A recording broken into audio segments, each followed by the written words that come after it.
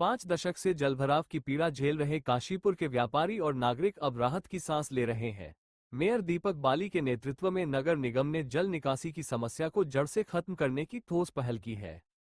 काशीपुर नगर निगम में आयोजित press conference के दौरान काशीपुर नगर निगम महापौर दीपक बाली मीडिया से रूबरू हुए और काशीपुर में प्रत्येक वर्ष मानसून के समय होने जलभराव से व्यापारियों और आम जनता को मुक्ति दिलाने के लिए उठाए जा रहे कदम से रूबरू करवाया, जिससे शहर के व्यापारियों और जनता को जलभराव से निजात मिल सके। मुख्यमंत्री पुष्कर सिंह धामी के मार्गदर्शन में और प्रधानमंत्री नरेंद्र मोदी के सबका साथ सबका विकास के मंत्र के साथ काशीपुर को स्वच्छ, सुंदर और जलभराव मुक्त बनाना ही उनका लक्ष्य है। नगर निगम सभागार में आयोजित मंच पर बीते दिनों की कड़वाहट को दूर करते हुए विधायक त्रिलोक सिंह चीमा एक साथ दिखे। इस दौरान काशीपुर नगर निगम के महापौर दीपक बाली ने बताया कि 7 फरवरी 2025 को शपथ लेने के बाद उन्होंने ये ठान लिया था कि जलभराव की गंभीर समस्या का स्थायी समाधान करके ही दम लेंगे। इसी लक्ष्य के साथ गड़िया नदी की 350 किलोमीटर लंबी धारा की सफाई करवाई गई। वार्ड संख्या 23, 28, 29, 30, 35, 36, 37, 39 और 40 से गुजरने वाली इस नदी की सफाई कार्य के लिए 15 लाख की निविदा जारी की गई। ये पहली बार हुआ है कि नदी की पूरी लंबाई में तलीझार सफाई की गई, जिसमें अब तक 100 डंपर सिल्ट और कूड़ा निकाला जा चुका है। इस कार्य से वर्षों से जमींदार हटने के बाद नदी का प्रवाह सामान्य हुआ है। साथ ही कलश मंडप रोड स्थित नाले की भी सफाई के लिए 50 लाख की निविदा के तहत कार्य कराया गया है। नगर के मुख्य बाजार क्षेत्रों में जलभराव की समस्या को देखते हुए पार्क रोड और रतन सिनेमा रोड पर भी 24-50 लाख की लागत से नालियों के चौड़ीकरण और गहराईकरण का कार्य 12 जून 2025 से शुरू कराया गया है। साथ ही लक्ष्मीपुर टी माइनर की भी सफाई और निर्माण कार्य तीव्र गति से किया जा रहा है। गिरिताल रोड से जुड़ी इस नहर में जेसीबी मशीनों के माध्यम से नगर निगम द्वारा सफाई कराई जा रही है। फ्लाईओवर के चारों ओर जमे सिल्ट और मलबे की भी युद्धस्तर पर सफाई की जा रही है। अब तक 150 से अधिक डंपर मलबा और सिल्ट निकाला जा चुका है। Polytechnic road, Bajpur road, Jaspur road, Awas Vikas, Toda, Ujjain और फसियापुरा क्षेत्रों में भी लगातार जल निकासी व्यवस्था को सुदृढ़ किया जा रहा है। किला सब स्टेशन के पास अनधिकृत निर्माण से उत्पन्न जलभराव के समाधान के लिए महज 24 घंटे में 34 फीट लंबा कास बनाकर वैकल्पिक निकासी मार्ग तैयार किया गया, जिस पर 50 लाख रुपये का खर्च आया। आगामी 15 दिनों के लिए 2 अतिरिक्त जेसीबी मशीनें किराए पर ली गई हैं, जबकि पूर्व में कार्यरत 27 नालागैंग कर्मियों के साथ 20 और कर्मियों को जोड़ा गया है। साथ ही एक पोकलैंड मशीन की भी व्यवस्था की गई है, जो उन स्थानों पर सफाई का कार्य करेगी जहां बड़ी मशीनें नहीं पहुंच पाती।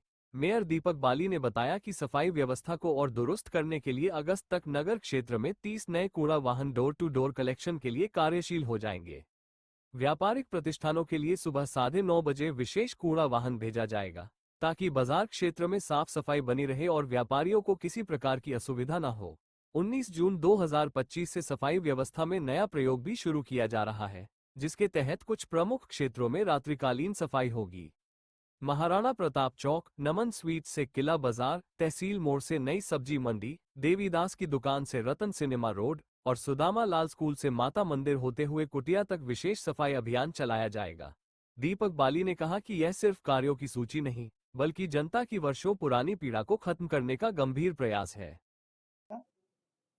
और उस बाहर से ही उसके बाद डंडे उस घास के अंदर, क्योंकि नीचे गारा था, डंडे उसके अंदर लगाकर 10-10 आदमियों ने उस पूरे टापू को धकेला। और जैसे ही धकेला तो उसकी जड़ें नीचे से उखड़ गई और वो फिर आगे बह गया और हम उसको चौड़ी जगह में ले गए और पीछे से फिर गार्बेज भी, जहां हमारी मशीनें जा सकती थी। एक जगह पर ऐसी स्थिति आई जहां वॉल थी, दीवार थी, हमने निवेदन किया जिसकी भी थी प्राइवेट वॉल, उस दीवार को मशीन से तोड़ा गया, वहां से मशीन को अंदर डाला गया, उसके बाद उसका निर्माण किया। तो जहां तकनीक काम कर रही है वहां तकनीक, और जहां ये भी कह सकते हैं जी। सर, आप मुख्यमंत्री से मिल के आए हैं और काशीपुर मेयर जब भी मुख्यमंत्री से मिलता है तो काशीपुर के लिए कुछ योजना या कुछ गिफ्ट लेके आता है। इस बार आपकी मुलाकात हुई है, क्या गिफ्ट और क्या योजनाएं लेके आए? जैसा विधायक जी ने बताया, अभी हम समीक्षा बैठक जब माननीय मुख्यमंत्री जी नैनीताल में ली थी, हम दोनों लोग साथ में थे, अस्पताल पर, रोडवेज बस अड्डे पर और NH जो आ रहा है आपका मुरादाबाद टू, इस पर हम दोनों ने मिलकर वहां पर बात करी, जो जो चीजें होनी चाहिए उस पर भी बात करी, अच्छे आश्वासन मिले। तो चाहे विधायक जी जाए या मैं जाऊं, जो योजनाएं चल रही हैं उनको तीव्र गति दी जाए, इसी पर वार्ता होती है। और अभी तो मैंने बताया आपको 30 गाड़ी मिली है, सफाई व्यवस्था के लिए फंड्स मिला है, और सबसे अच्छी बात ये रही है कि जो गिरताल की योजना है, जो मुख्यमंत्री जी की घोषणा में थी, पहले पर्यटन विभाग में थी, उसके बाद उसको सिंचाई विभाग को दिलवाया गया, क्योंकि पर्यटन विभाग किस्तों में 5 करोड़ से नीचे के ही काम एक एक बार में करता है, फेज 1, फेज 2, फेज 3। मैं नहीं चाहता कि वो किस्तों में हो, तो सिंचाई विभाग को दिलाया गया। और अब स्थिति ये है कि अगर सिंचाई विभाग भी उसको नहीं कर पाएगा तो अर्बन डेवलपमेंट से उस 25 करोड़ की योजना को बहुत जल्द ही सामने लाया जाएगा, काशीपुर में धरातल में लाया जाएगा।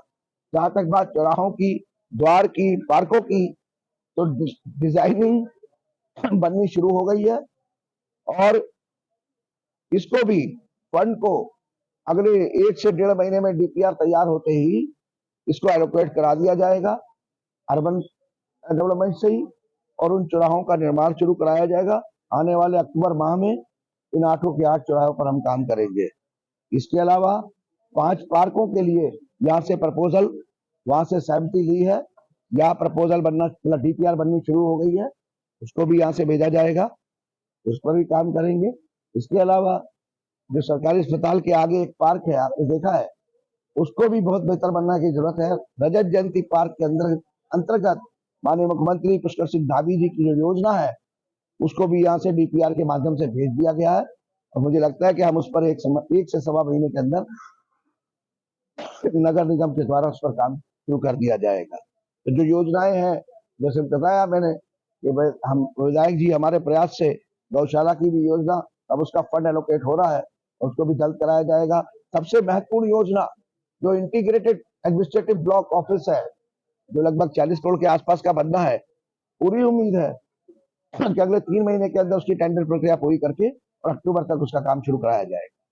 वाली जी, आपके द्वारा पहली बोर्ड मीटिंग में 2% दाखिल खारिज शुल्क को समाप्त कर दिया गया, तो क्या अब दाखिल खारिज जो है बिना 2% शुल्क के शुरू हो गया है या अभी उसमें समय लगेगा? हाँ, देखिए, बोर्ड के द्वारा 2% दाखिल खारिज हमारे द्वारा खत्म किया गया।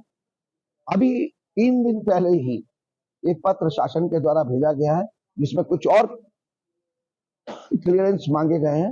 वो शनिवार इतवार की छुट्टी आ गई है, वो आज तैयार हो रहा है और हमारे द्वारा वो भेज दिया जाएगा। और फिर भी समय लगेगा, तो हम एक व्यवस्था पे काम कर रहे हैं, लेकिन 2% दाखिल खारिज खत्म कर दिया गया है, तो वो खत्म मानिए उसको, और हम बिना 2% दाखिल खारिज के ही जल्द से जल्द म्यूटेशन दाखिल खारिज का काम शुरू करें।